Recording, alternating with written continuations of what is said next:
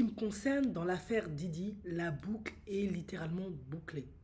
Je me suis toujours demandé, mais comment un jeune homme noir, fils d'une baby mama, parce que son père, on sait qu'il est mort lorsqu'il avait 3 ans, et son grand-père qui est un baron, ben, on sait comment il a terminé, hein, comme terminent énormément de personnes dans le ghetto, des hommes noirs entre autres, soit en prison, soit entre deux planches.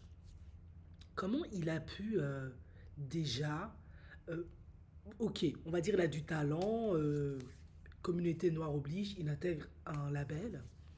Ensuite, en tant que stagiaire, il se fait virer parce que ça marche pas. Et soudain, il se fait virer et bim bam boum, Bad Boy pardon, Records naît et ça devient l'un des succès de ces dernières décennies. Honnêtement, même très jeune, instinctivement, je me demandais, mais comment c'est possible en fait? Il y a un truc qui manque. Eh ben, Jaguar White a répondu à la problématique.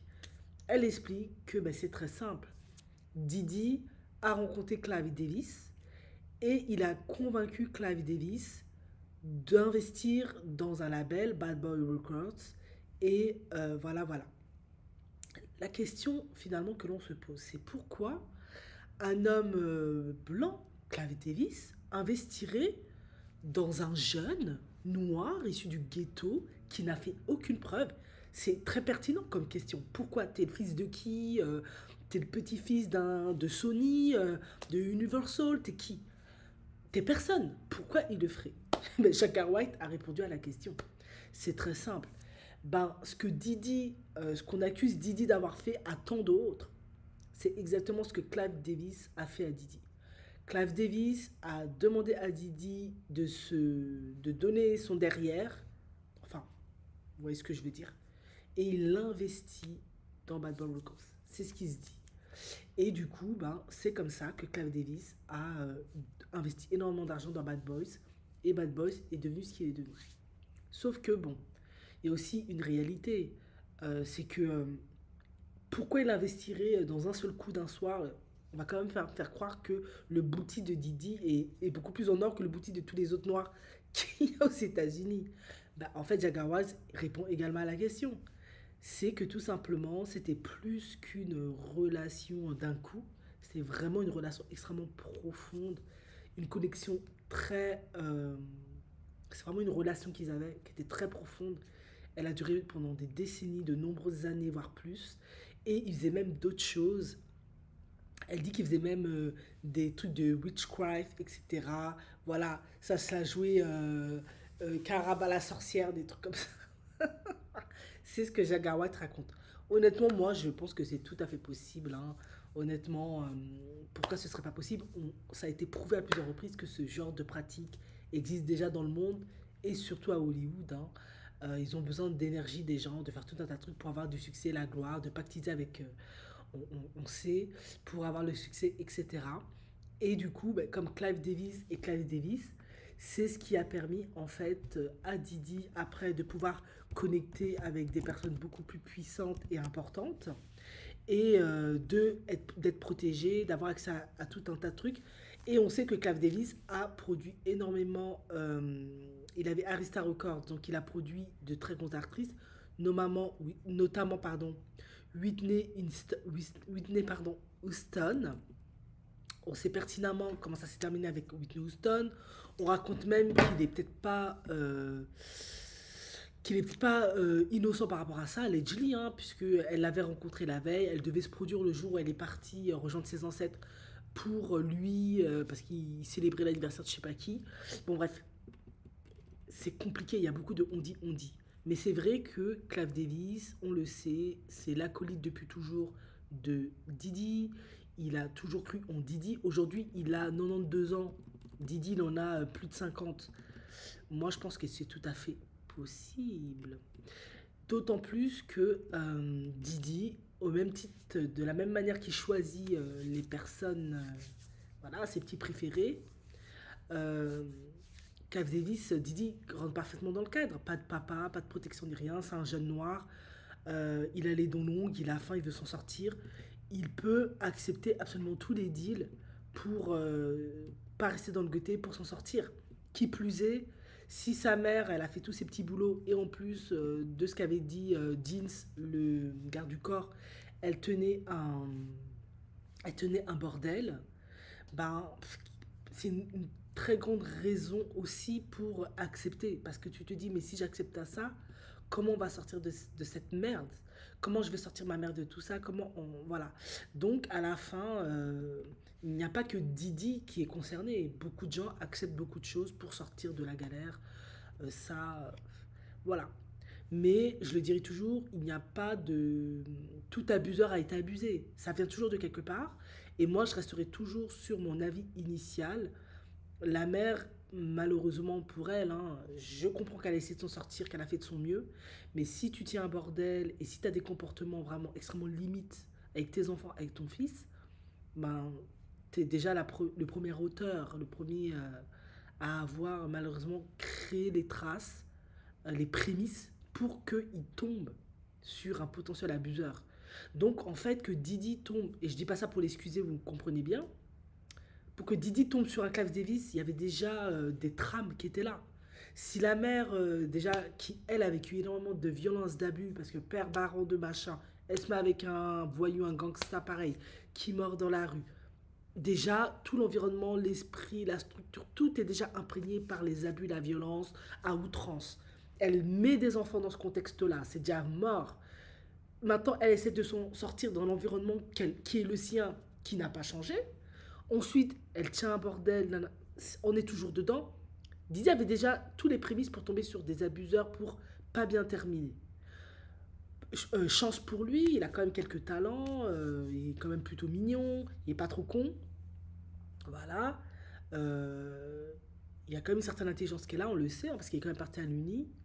Il tape à l'œil et on sait que ça se fait assez comme ça, hein, surtout aux États-Unis. Beaucoup de jeunes noirs, de femmes noires aussi, ont été repérés, comme Mike Tyson, il a été repéré par Cus, je crois qu'il s'appelait comme ça, Tamato, je sais plus quoi. Bref, c'est des choses qui arrivent, hein. Voilà, Clive Davis, il passe par là. Lui, il a ce qu'il a dans la tête, hein. Après tout, hein.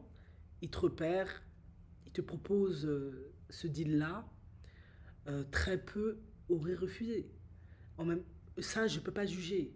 Euh, je n'imagine même pas ce que c'est de grandir à Harlem, Inglewood, ces ghettos-là dans le Bronx. Je n'imagine même pas. Pour le peu qu'on voit dans les films ou dans les reportages, c'est un cauchemar. Franchement. Donc, je peux comprendre.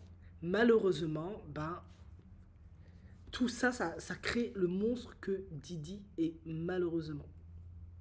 En effet. Ouais. Et chose intéressante, Clive Davis a écrit une autobiographie, ce Soundtrack of My Life, en 2013, où il révèle sa bisexualité. Voilà. Il évoque le sujet à la télévision américaine dans l'émission Cathy, animée par Cathy Couric. Et dans une autre émission, il regrette que la sexualité soit mal vue et mal comprise. Ben, ça veut tout dire. Et je le comprends à ce niveau, hein. Je pense que Clive Davis, il se dit bisexuel parce que certainement, à l'époque où lui, il a grandi, Craig Davis a 95 ans. Bah, c'est un homme qui, à cette époque-là, on ne pouvait pas, euh, on ne pouvait pas assumer pleinement son homosexualité. Eh bien, il est obligé de se marier et puis, voilà, faire genre.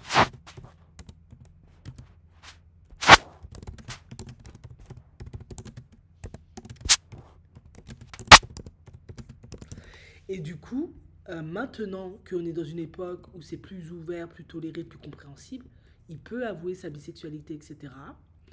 Mais certainement aussi par respect pour sa femme et tout. Je peux comprendre tout ça, il n'y a pas de souci.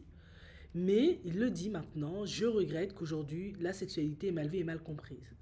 Donc, maintenant que je sais cette information-là, j'imagine un scénario. Euh, Didi, qui est un jeune homme noir, bon j'ai expliqué le pourquoi du comment, pas de papa ni rien, peut-être a, comme ça existe beaucoup dans le ghetto, des troubles avec sa sexualité. Il aime peut-être les hommes, mais il ne peut pas l'assumer parce que c'est un noir dans un ghetto. Et on sait que c'est très mal vu, l'homosexualité. Bon, on va pas revenir là-dessus. On doit montrer une certaine image de la virilité, etc. Voilà. Et comme on l'a vu avec notre cher président et tellement de gens, voilà, il rencontre un Clive Davis parce qu'il aime la musique, etc.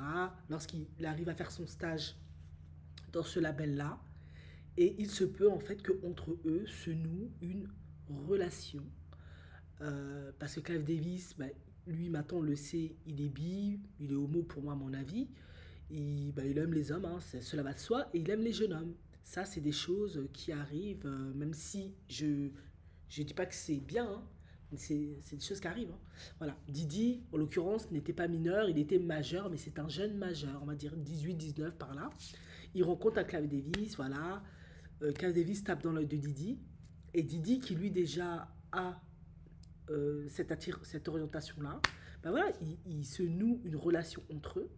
Et Clive Davis, qui a de l'argent, qui a du succès, etc., machin, ben voilà, il propose à Didi, il le met bien déjà, etc. Et Didi se fait virer de son label. On n'a jamais vraiment expliqué le pourquoi du comment Didi s'était fait virer de son label. Ce que l'on sait, c'est que quand euh, Didi se fait virer, celui qui détenait le label qui s'appelle André, il perd son label, hein. Lui, sa carrière se termine, il perd son label et Didi ouvre Bad Boy. Ça, c'est l'histoire qui nous a été relatée. Mais on ne sait pas pourquoi exactement Didi a perdu, s'est fait virer de ce stage, etc. Pourquoi ça n'a pas marché. Je sais qu'il y a eu un problème avec un artiste, bref, mais il se peut aussi que Clive Davis a fait en sorte que ce gars-là, il enterre son label pour que finalement son petit chéri Didi, voilà. Et il investit dans le label de Didi parce qu'on n'investit pas chez un homme, surtout et une femme, hein, mais surtout un homme n'investit jamais chez une femme comme ça. Autant d'argent, il y a toujours une raison. C'est déjà parce qu'au niveau business, tu es sûr que tu vas gagner de l'argent, mais c'est parce que tu fais quand même confiance à la personne, tu la connais relativement, tu l'as bien analysée, étudiée, machin, machin.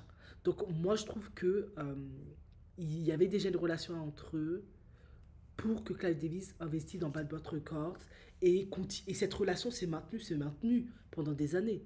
Même si Didi a eu des femmes, plein de partenaires et tout, je pense qu'il a toujours maintenu cette relation avec Clive Davis. Je pense, ça c'est mon avis, hein, que Clive Davis, en plus d'être son mentor, c'est peut-être le véritable amour de Didi, mis à part Kim Porter, parce qu'on sait que maintenant, avec Pandé, tu peux être Pan. C'est quoi? Pan. Bon, bref. Tu peux avoir 10 000 trucs. Trop compliqué. Je suis peut-être trop vieille pour ça. Bah, peut-être que ça a toujours été sa véritable relation. Depuis toujours. Cachée. Parce que sinon, ça passe pas. Didi, ça reste quand même un jeune homme noir. Lui, c'est quand même un homme blanc. On est quand même aux États-Unis. Fais attention, ta cible, ça reste quand même avant tout la communauté noire. Te voir ton t-shirt d'un homme blanc, ça le fait pas, c'est mal vu, ça va pas jouer. Qui collabore avec toi, qui te soutient dans tes trucs, pourquoi pas. Mais il faut pas non plus. Voilà. Et finalement, voilà. Ça reste pendant des années. Aujourd'hui, Cat Davis, il a 92 ans. Euh, En plus, c'est un avocat. Pour moi, ça se tient. Tout simplement. Et du coup, il l'a protégé. C'est un avocat, donc il connaît plein de gens importants, de gens riches. Il est dans l'industrie musicale depuis Mathusalem. Donc ça permet à Didi d'avoir accès à plein de trucs, etc. etc. En sachant que Clive Davis est aussi né à New York, à Brooklyn, c'est aussi un ghetto. Plus exactement dans le quartier de Crown Heights. Voilà. Lui, parce que c'était un élève brillant, très certainement même profil que Didi, il a une bourse d'études qui lui a permis d'intégrer l'université de New York. L'université de New York, c'est une très bonne université, mais c'est pas les Big Four, hein. C'est pas Harvard ou Chini. Ensuite, sa mère meurt quand il est très jeune. Son père suit. Donc, il y a beaucoup d'acquaintances avec l'histoire du Didi. Donc, clairement, effet miroir, ça m'étonne même pas que ça a matché entre ces deux-là. Il pourra tellement trouver des mots pour comprendre un Didi. Il a tellement les outils, les ressources pour rentrer dans un mindset de Didi jeune. Même moi, il aurait pu rentrer dans mon mindset. Mais oui, parce qu'il a grandi à Brooklyn, il connaît le ghetto. Bon, Clive Davis, c'est peut-être d'origine italienne ou peut-être juif. Il- on- c'est peut-être pas toujours la même culture directement, mais c'est les mêmes galères du ghetto. On se connaît, la pauvreté, c'est compliqué, gna gna gna gna gna. On sait trouver les mots pour se réconforter mutuellement quand c'est nécessaire. Clive Davis perdu ses parents jeunes. Ok, il les a eu beaucoup plus longtemps que Didi. Mais c'est la même chose. Il a dû lui aussi très jeune, à 20, 21, se démerder tout seul, se battre dans ses études. Quand il est devenu un adulte accompli, il n'y avait plus ses parents, c'était fini. Voilà. Il s'est installé chez sa sœur aînée, voilà, dans le Queens, ghetto toujours. Ensuite, il est sorti diplômé d'Harvard parce qu'il était très brillant, donc il a pu intégrer Harvard. Il a épousé sa femme, Hélène Cohen. Donc je suppose que Clive David, c'est un juif, ok. Ouais, en général, à cette époque-là, surtout, on se mariait beaucoup entre communautés, hein. Et il a engagé dans un cabinet d'avocats new-yorkais, voilà. Et ensuite, il a fait sa carrière, etc.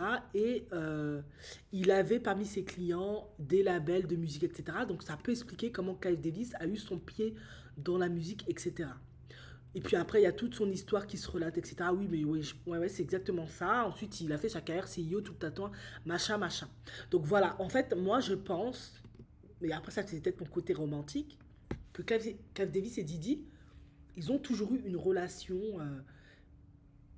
La première relation pour moi d'amour de Didi, voilà, c'est avec Clive Davis, en fait, je pense.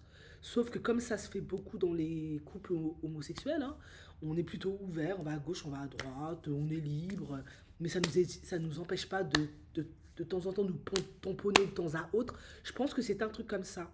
C'est ce qui a fait que Didi a pu se maintenir aussi longtemps, ce qui a fait que Didi a pu avoir autant de protection, autant d'accès, autant de choses. Voilà, ça ne m'étonnerait même pas. Et en plus, on raconte que la fortune de Didi, il ne l'a même pas fait avec l'industrie de la musique, ses divers investissements. On dit parce qu'il faisait du chantage avec plein de gens. Bon, ça après, ça reste à voir parce qu'il enregistrait tout le monde, etc. Euh, mais finalement, ça explique aussi pourquoi maintenant Didi tombe. Parce que Clive Davis a 92 ans. Donc, ça veut dire que Clive Davis est vieux. Maintenant, il est malade, hein. On le sait, on l'a vu. Clive Davis va bientôt mourir.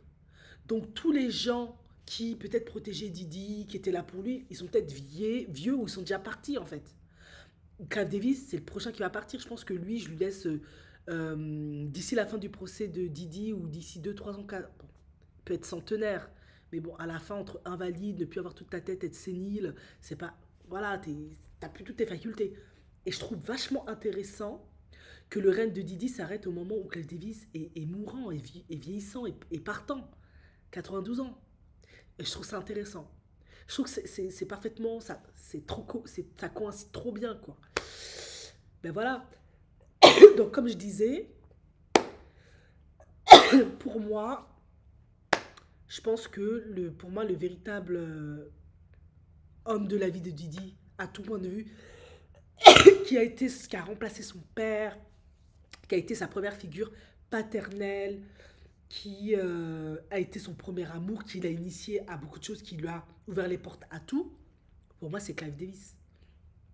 Et finalement, mis à part tous les trucs tordus qu'ils ont pu faire, ben, je trouve que c'est la relation la plus longue, hormis celle qu'il a eue avec sa mère, hein. Bon, la mère, c'est jusqu'à ce que peut-être mon bon, jusqu'à ce que tu meurs, jusqu'à ce qu'elle meure. Mais c'est vrai que quand on y pense, la relation de Didi et Clive Davis, c'est la seule, la plus longue, la plus fidèle, la plus loyale, et la seule qu'il a maintenue, qu'il a jamais gâtée, qu'il a jamais détruit. Si vous regardez tous les autres, soit ils sont morts, soit il les a punchimbolés, soit ça s'est gâté, soit il y a des embrouilles, ou je sais pas quoi. Clive Davis, au top, relation qui a fonctionné. Donc pour moi, la véritable relation de Didi, son véritable l'homme de la vie de Didi, en fait, c'est Clive Davis. On a dit plein de choses, mais ça, c'est ce que vous voyez qui met devant. Les Noirs qui vont mettre devant tout ça, normal. Voilà. Il s'adresse quand même à une communauté, on est quand même aux États-Unis. Il n'y a pas ce travail avec Clive Davis, ça va pas marcher. Pas à l'époque où. Non, aujourd'hui, il pourrait le faire, on est plus ouvert. Et encore, hein, parce qu'il y a les blacks suprémacistes, mais pour moi, c'est Clive. Clive Davis, et jusqu'au bout, Clive Davis, tu lui parles de Didi, il te parle pas. Il te dit, don't touch my Didi. Didi, c'est mon protégé, non, vous touchez pas. Parce que pour moi, l'homme de la vie de Clive, c'est Didi, en fait. Et, et, et voilà. Et voilà, comme lui maintenant il est vieux, il va mourir, c'est fini. Maintenant Didi n'a plus de protection, c'est fini. Toutes ces conneries, bah voilà.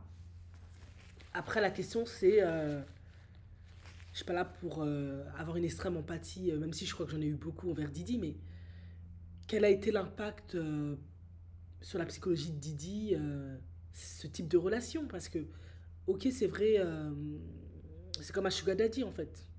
Parce que, ok, il te donne tout, t'as accès à tout, il te protège, t'es le roi du monde et tout, mais en privé, tout ce que tu dois faire, tout ce que... Comment en tant que jeune homme noir, tu le vis, ça doit être terrible. Ça explique aussi toute cette violence, toute cette agressivité, toute cette colère. Parce que ce que tu dois donner de toi pour obtenir ce que tu as, c'est terrible. Enfin bref, et ce que tu dois faire, enfin bref. Pour moi, c'est ça. Moi, je trouve que c'est assez logique. Donc, du coup, maintenant, comme je l'ai dit, la boucle est bouclée. Maintenant, j'ai tout le fin mot de l'histoire.